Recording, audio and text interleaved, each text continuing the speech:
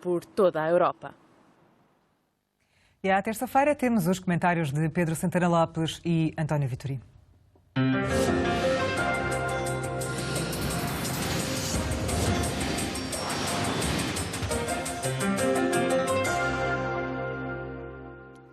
Muito boa noite aos dois, neste dia quente na política portuguesa. Dr. Pedro Santana Lopes, vou começar por si e começo por pedir-lhe que classifique aquilo que aconteceu estes últimos 2 dias, segunda e terça-feira, no Parlamento, sobretudo o dia de hoje, em que um governo eleito pelos portugueses caiu, derrubado por uma esquerda parlamentar unida. Foram dias muito intensos, muito marcantes, historicamente significativos. Então, para quem estuda Direito Constitucional e ensinava aos seus alunos o que foi o governo Nobre da Costa, como caiu, enfim, com a moção de rejeição ao programa de governo. Pronto, este é um dia que ficará, porque nunca aconteceu. Um governo, de facto, tinha ganho eleições, não tendo maioria, ser derrubado.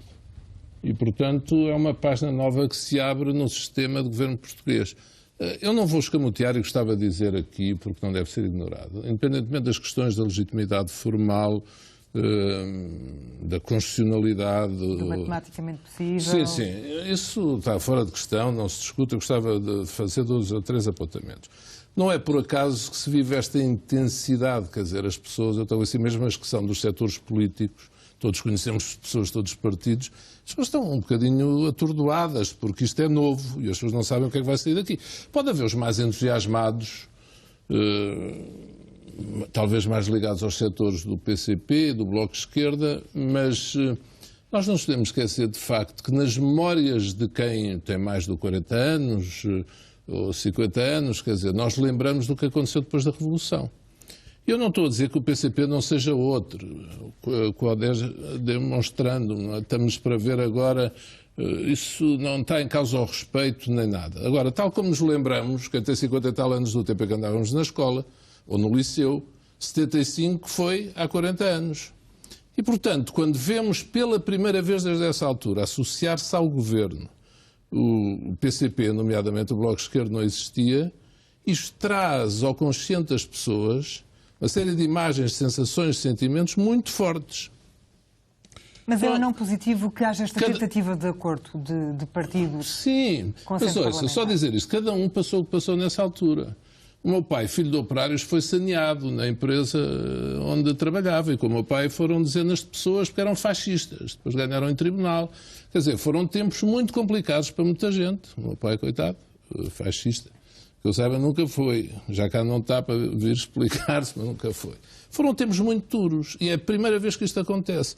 E acontece de surpresa, porque se o PCP tivesse ganho eleições, era uma coisa, mas todos sabemos que não foi isso que aconteceu. Passada esta nota sobre o estado de espírito, porque, garanto-lhe, há pessoas revoltadas, há pessoas mesmo que não seguem a política e perguntam assim, mas isto é possível? Quantas pessoas não perguntaram, mas isto pode ser assim? Mesmo independentemente dos partidos que são. Isto tem uma vantagem, vai trazer um interesse reforçado à política. As pessoas vão tentar perceber outra vez melhor e vejo imensa gente jovem, interessadíssima pelo que se está a passar. Tenho filhos no estrangeiro que me mandam mensagens toda hora, perguntar e agora o que é que vai acontecer e como é que vai ser e pronto, todos terão ou filhos ou sobrinhos ou primos ou seja o que for. Portanto, isto é uma situação com prós e contras. Eu defini como intensíssimo o que se está a passar. Isto coloca dúvidas, como será que isto vai ser, mas... E depois há a questão da... Mas já percebi que, ao contrário de António Costa, não classifica estes acordos de casamento. Que outra palavra é que não, dizer? Casamento não. Eu nem sei... Isto é um namoro, não é uma união de facto. Quer dizer, eu acho que não vão viver juntos, não é sequer. Portanto, nem casamento, nem união de facto. Isto por enquanto são flirts, nem sequer namoros assumidos. Porque eu estive a ler os acordos. Mesmo isto que António Costa disse agora, sobre as moções de censura do PSD e do CDS, isso está garantido. Quer dizer, mas eu sinceramente, eu não tenho a pretensão de conhecer tudo o que foi negociado e escrito deram-me os acordos políticos assinados Jerónimo de Sousa, António Costa e Catarina Martins e António Costa e João Carlos César. Estive a ler e não encontro nada disso. Aliás, será bom que as pessoas leiam. O que se diz é estudar em conjunto, examinar em conjunto, fazer em conjunto, e fala-se no caso de moções de censura ao Governo. Nesse sentido, PS e PC afirmam a disposição recíproca de encetarem um exame comum, ou examinarem reuniões bilaterais que venham a ser consideradas necessárias outras matérias cuja complexidade o exija ou relacionadas com, a linha B, moções de censura ao Governo. Portanto, examinar em conjunto. Não se diz aqui votarão contra moções de censura ao Governo. É por isso que eu digo que acordo político é uma maneira de dizer. Isto é uma vontade de trabalhar em conjunto. Aliás, eu não sei se este Governo for constituído quem vai ser o Ministro dos Assuntos Parlamentares, porque vai ter uma trabalheira louca, porque todas as matérias, há aqui várias alíneas a dizer, vão ter que ser examinadas, as do orçamento, as que não têm impacto orçamental imediato, isto vai ser examinado dia a dia. E, portanto, vamos ver, o que foi feito aqui...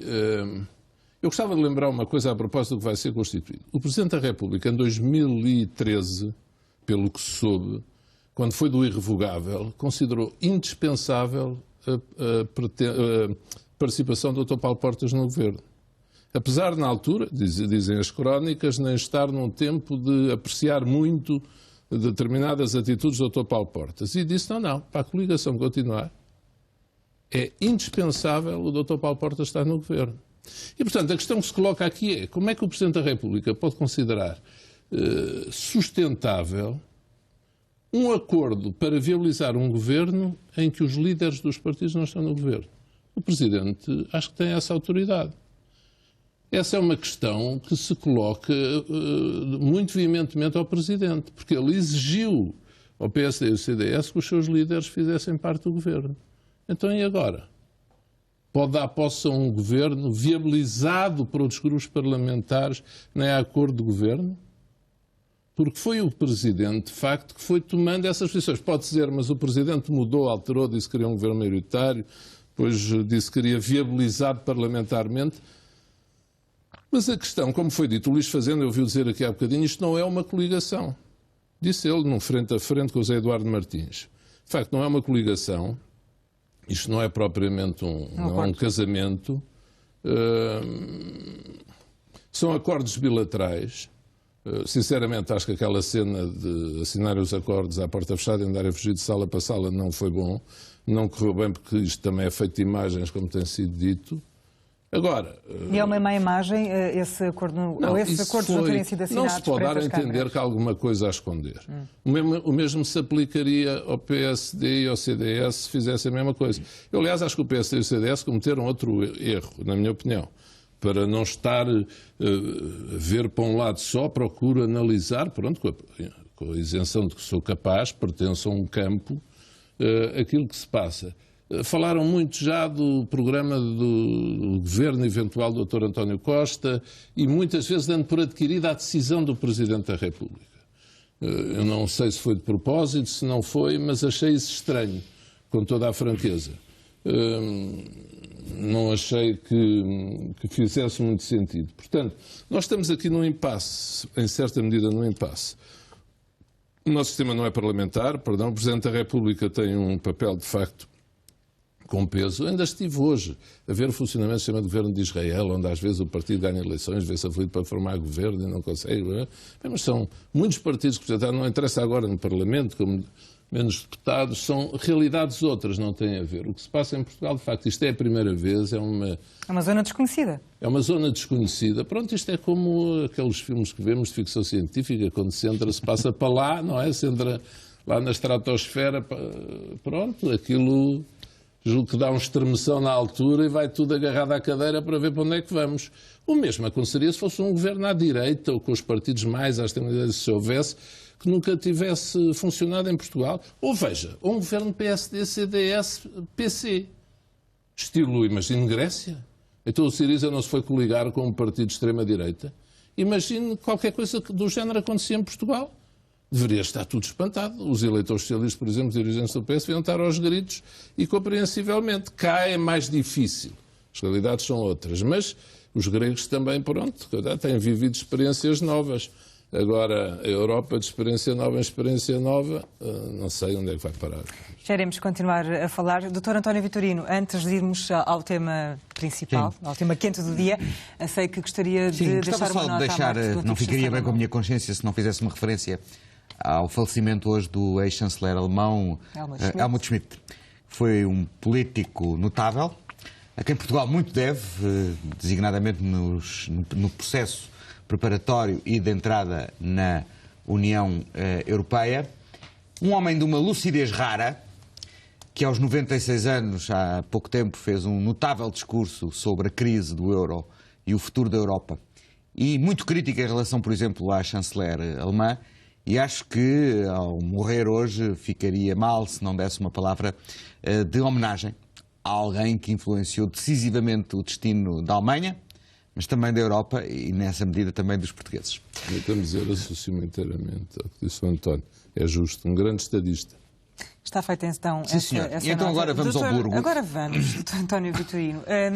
António Costa está a ser corajoso ou está a ser um aventureiro que não está a medir bem as consequências de onde se está a meter? Estas palavras no dia de hoje são terríveis, não é? Porque hoje os nervos estão todos à flor da pele. Hoje não é o melhor dia para fazer análises. Hoje quem não veste a camisola é traidor. E esse não é bem o meu estilo de vida. Então não vai responder à minha pergunta. Vou, mas respondo-lhe com uma outra palavra. É arrojado. Arrojado. É arrojado. Porque nós estamos hoje, claramente, o Pedro já o disse, a entrar em águas desconhecidas. Águas nunca de antes navegadas. Parece-me totalmente... Mas com boias. Bom, isso agora... Bom, eu aí não diria que é verdadeiramente com boias, porque aparentemente entraram todos. Porque, vamos ser sinceros, se o Partido Socialista, que eu acho que é o partido que assume mais riscos nesta operação, porque é aquele que, de alguma forma, coloca mais em causa o seu posicionamento no espectro partidário com esta opção, também não se pode negar que a opção do Partido Comunista é uma opção que envolve um risco significativo. Porque não é preciso ir buscar 40 anos atrás, mas continuadamente o Partido Comunista sempre foi mais um partido de protesto do que um partido de soluções. E a questão que se coloca hoje é saber se nesta decisão do Partido Comunista está aqui uma inflexão no sentido de fazer o seu caminho das pedras para se tornar uma parte integrante de um sistema político normalizado e, portanto, poder ser parte de soluções, ou se, pelo contrário, isto é apenas um epifenómeno, é um acidente de percurso, é uma decisão pontual e a verdadeira e profunda natureza acabará por voltar a vir ao de cima. Portanto, nenhum dos protagonistas à esquerda deixa de correr riscos com esta decisão. Dito isto, eu não creio que seja muito útil estar a discutir as questões de legitimidade. Aí teremos ideias diferentes, provavelmente eu e o Pedro Santana Lopes, porque, na realidade, o nosso sistema não é um sistema parlamentar, mas o que se passou hoje na Assembleia da República é a componente parlamentar do sistema, a funcionar plenamente, e eu não duvido que ela seja, por inédita que seja, não seja conforme à Constituição. Não, pelo contrário. Mas eu não disse é conforme à Constituição. Que era desconforme à Constituição. Não, mas todo o debate hoje gira em torno da legitimidade. E faz-se uma distinção entre legitimidade constitucional e legitimidade política. Eu não faço distinção nenhuma. A Constituição é que define os limites do poder político e, portanto, eu creio que é legítimo o que se passou hoje no Parlamento. Sobre isso, não tenho a menor dúvida. Agora, o sistema não é de facto parlamentar. É um sistema semipresidencial. E, portanto, na sequência lógica, como eu disse aqui, desde o primeiro dia, que o que era normal era que o Presidente da República indigitasse quem ganhou as eleições para formar o governo, neste caso. Agora também acho que, ao voltar a bola ao campo do Presidente da República, é perfeitamente legítimo que o Presidente da República esclareça a sua posição e decida como é que interpreta o voto parlamentar. O voto parlamentar não produz efeitos automáticos. E é aqui que está a questão central, na minha opinião. Eu hoje vi muita gente dizer, bom, o Presidente agora vai fazer consultas, vai ouvir os partidos políticos, vai ouvir os partidos, vai ouvir os parceiros sociais, vai demorar o tempo que tiver que demorar. É aí que eu discordo. Eu não creio que seja útil ao sistema, agora não me estou preocupado com a solução em concreto, que o Presidente da República leve muito tempo. Eu não acho que seja bom. Porque a situação económica do país continua a ser precária. E o pior que pode haver para a economia é a incerteza. Portanto, qualquer que seja a decisão do Presidente da República, eu acho que ele não a deve demorar. Porque isso só agrava a situação. O debate hoje parlamentar e ontem E o debate nas redes sociais mostra um estado de crispação tal que não há já boa solução. Isso para mim é completamente evidente. Mostra que há consolidadamente um problema. Há um missing in action, digamos assim, que é o centro político. O centro político, não direi que morreu, mas levou 3 tiros no navio Almirante. E não se diga que é só o Partido Socialista, com inflexão à esquerda, que deu esses tiros. Porque eu acho que a lógica da conduta da coligação foi também no mesmo sentido. Não vou discutir quem é que se radicalizou mais, que é uma discussão que está aí a apaixonar muitos comentadores. O meu problema não é quem é que se radicaliza mais. O meu problema é de saber se, para o futuro, o regime político português consegue viver sem um centro político. E quem preencher esse centro político, em função da dinâmica que vai agora gerar-se, é que poderá ter melhores condições de garantir o seu futuro político. E isso, neste momento, não é claro. E para que se comece a clarificar que género, que possível transação é que este sistema ainda comporta, é importantíssimo que o Presidente da República não demore na sua decisão. Concluo com uma nota. Eu acredito, sinceramente, que o Presidente da República está numa situação muito difícil. Porque na mente dele, não quero usurpar a entrada na mente dele, mas o que ele está confrontado é com a escolha entre 2 males. E para aquilo que ele acha que são 2 males. E vai provavelmente ter que raciocinar em função do chamado mal menor. Então, a única coisa que eu peço é que raciocine depressa. Sim. Dr. Pedro Santana Lopes, claro. Este ponto do António, eu estou inteiramente de acordo. Porquê? Demorar muito tempo este processo de ouvir, faz-me lembrar o Dr. Jorge Sampaio, quando foi proposta a minha nomeação em vez do Dr. Durão Barroso, quando o Dr. Durão Barroso saiu. Que eu acho que é desprestigiante para todos. Para quem está para ser nomeado, para o próprio Presidente e para o país em geral. Quer dizer, quando um Presidente precisa de semanas para tomar uma decisão e precisa de ouvir uma fila imensa de pessoas para chegar a uma conclusão, acho que não é bom para ninguém. O que é que seria plausível para termos uma decisão de Cavaco Silva agora? Não estava lá em prazo, mas quer dizer, até ao final do mês já é mais do que nós estamos a 10. Estamos mesmo a assim 10 é de muito. novembro. Sim, mas vai lá 2 semanas. O Primeiro-Ministro acho que vai amanhã Belém, recebeu os partidos, na semana que vem, portanto, talvez no princípio da outra. Quer dizer, agora, não eternizar isto, nem pouco mais ou menos. E tomar a decisão, seja ela qual for. Porque o António aqui diz, o sistema é parlamentar. Eu gostava de sublinhar isto. Eu não disse em momento algum que era desconforme à Constituição. Disse o contrário. Disse que era legítimo, formalmente legítimo. Há muitas pessoas que têm levantado a questão da moral política. Se é politicamente correto no plano moral isto não ter sido posto em eleições e ter-se ido por aqui. Eu, a este propósito, gostava de dizer, eu tenho aqui uma vantagem. Conheço o doutor António Costa a funcionar nesta matéria. Bem, o António conhece muito melhor que eu. Mas eu, em termos de construção de poder, tive 4 anos na Câmara de Lisboa, disputei eleições com ele, perdi com 5 pontos de diferença. E o que é que ele fez? Na altura, ele juntou toda a gente. Ele fez coligações à esquerda, à direita, acima, abaixo, ao centro-esquerda, ao centro-direito. Helena Roseta, Sá Fernandes, mais independente. E ele era extraordinário. Eu ainda hoje estive a ler um artigo que escrevi no Sol de 2010 que eu estava estupefacto a vê-lo governar, porque ele não se importa nada que numa reunião não se importava que uns votassem contra da coligação dele. Paciência. Desde que não afetasse a essência e não implicasse a queda, sim. Depois, na reunião seguinte, estava a arquiteta Helena Roseta contra. Pronto, ele dizia, percebia, irritava-se um bocado. Depois, a seguir, era o Dr. Sá Fernandes, que votava contra, votava a Helena Roseta. E ele deixava andar, desde que conseguisse manter o barco nas questões essenciais, não se importava. Ele tem um grande realismo, é muito habilidoso nestas matérias. É homem inteligente, não vou entrar no plano de qualificações ou considerações ético-morais. Ele é uma pessoa, e o centro-direita, que não a direita, esta é uma conversa que é preciso ter cuidado, o centro-direita devia ter olhado para o adversário que tinha pela frente e perceber. Ele é um construtor de poder com uma grande capacidade e muitos anos, muito batido, muitos anos sempre nesta vida. Ele constrói poder.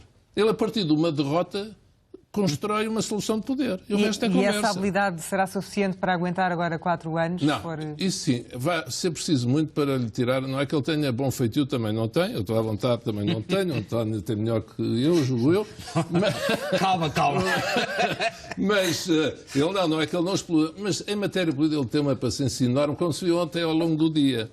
Ele sabe muito bem, poder é poder. E, portanto, não há ilusões. E estar-lhe a falar nisto e naquilo e naquele outro, e em poemas e poesia e os resultados, não lhe interessa. Se ele vir que por ali ganha, Ele vai, não estou a dizer que os fins justifiquem os meios e que ele atropele tudo e todos, mas desde que ele acha que é legítimo, ele constrói o poder.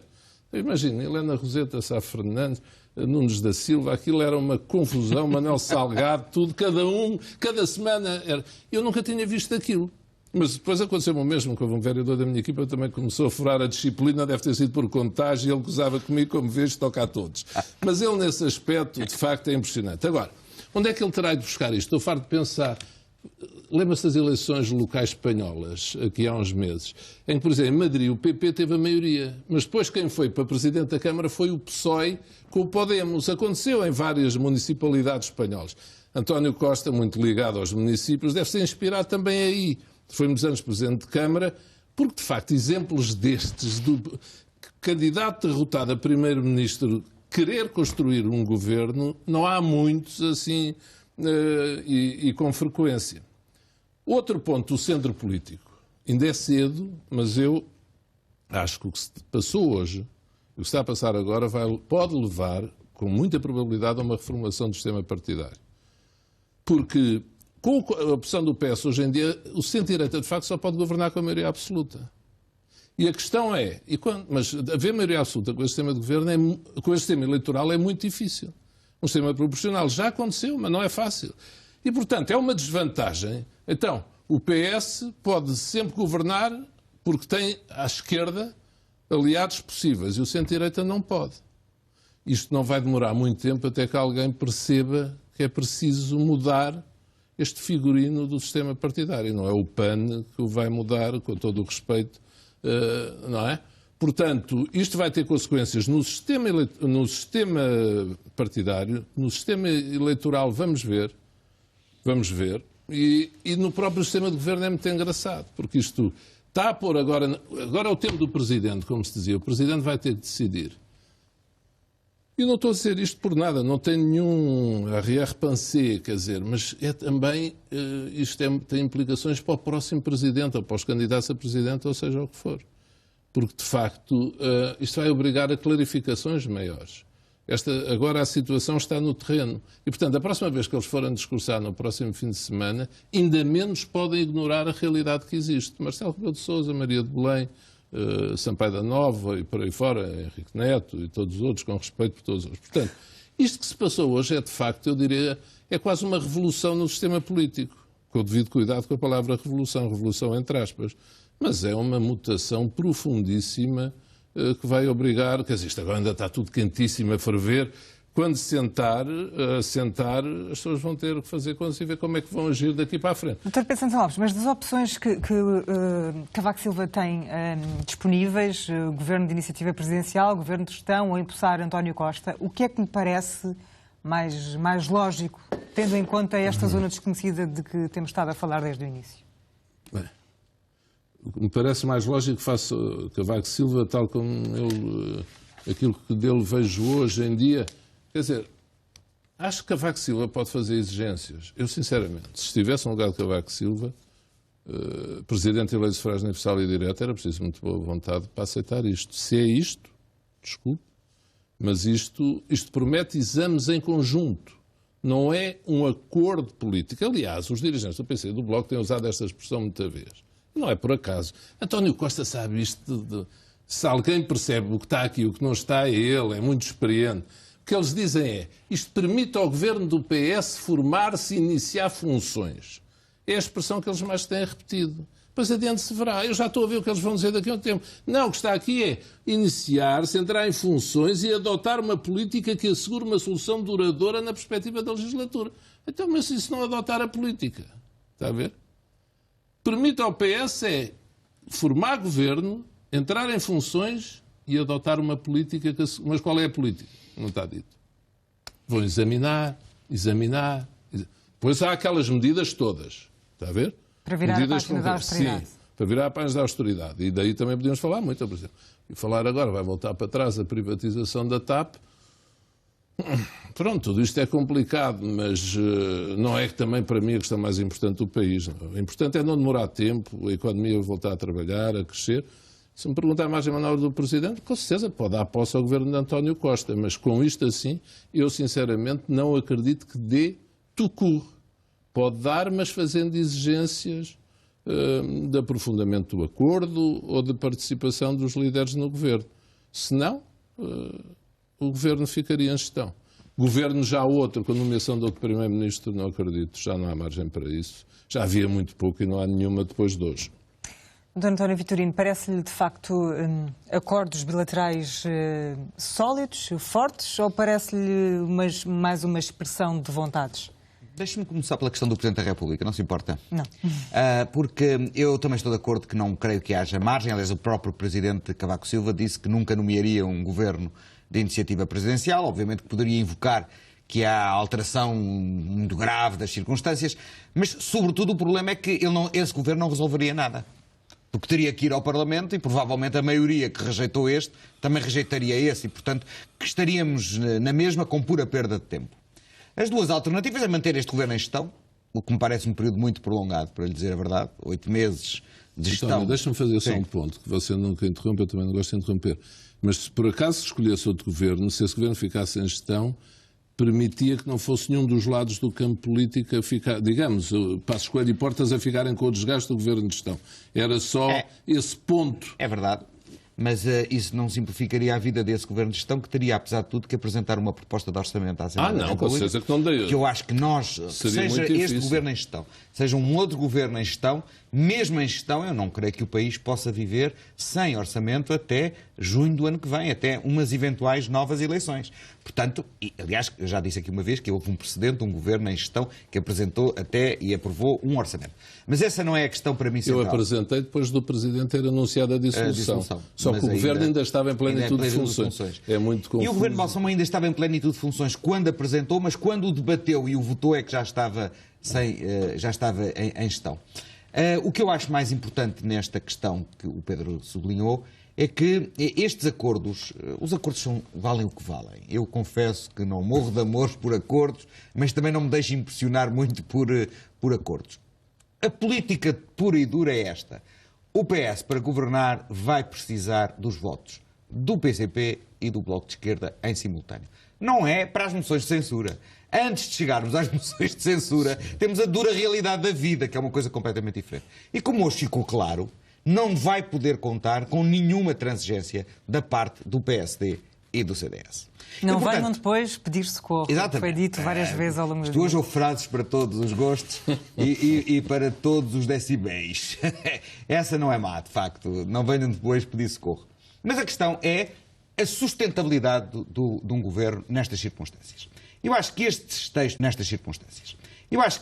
textos indiciam duas coisas.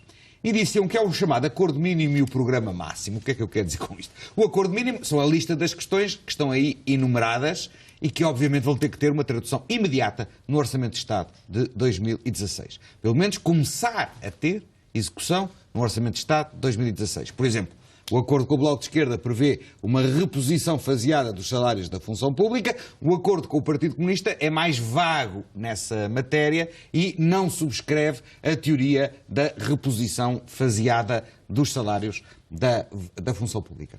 Portanto, este é o acordo mínimo. É o que está no fecho dos acordos que o PS celebrou e que, em princípio, terá tradução no Orçamento de 2016. E depois existe o programa de governo, que é tudo o que o PS lá vai pôr para além daquilo que é o acordo mínimo. A governação no que está para além do programa mínimo ou do acordo mínimo, o Partido Socialista terá que lutar para que as leis possam ser aprovadas na Assembleia da República. E não contando com nenhuma transigência à direita, vai ter que, obviamente, negociá-las caso a caso com o Partido Comunista e com o Bloco de Esquerda, e tem que ser com os dois, porque só com os dois é que há garantias de haver uma maioria que supere a maioria do centro-direita. Qual é a grande questão que está aqui?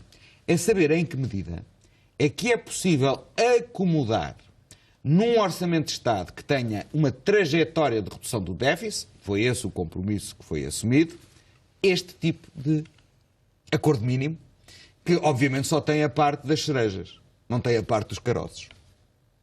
Dr. António Vitorino, Dr. Pedro Santana Lopes, o nosso tempo chegou ao fim. Não sei se querem dar ainda uma nota muito rápida sobre o que se passou hoje no Parlamento, assim, uma nota de rodapé para terminarmos, porque o nosso tempo, temos menos de um minuto. Sobre o que se passou hoje no Parlamento,